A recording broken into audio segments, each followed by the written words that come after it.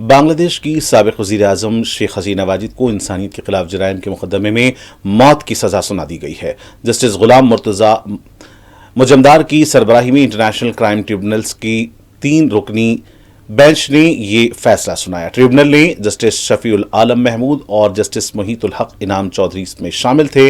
عدالت نے شیخ حسینہ واجد کے خلاف 453 صفحات پر مشتمل تفصیلی فیصلہ جاری کرتے ہوئے سزائے موت کا حکم سنایا ہے۔ عدالت نے بنگلہ دیش کے سابق وزیر داخلہ اسد الزما کمال کو بھی سزائے موت کا حکم دیا ہے۔ سابق انسپکٹر جنرل پولیس عبداللہ المامون کو 5 سال کی قید کی سزا سنائی گئی ہے۔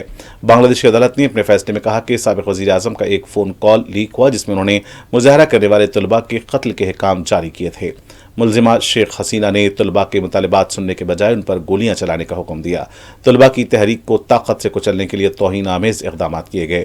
شیخ حسینہ نے ڈرونز، ہیلی کاپٹر اور مہلک ہتھیاروں کا استعمال کرتے ہوئے انسانیت کے خلاف جرائم کا ارتکاب کیا ہے۔ عدالت نے شیخ حسینہ واجد کو 6 افراد کو جلانے کے مقدمے میں موت کی سزا سنائی ہے۔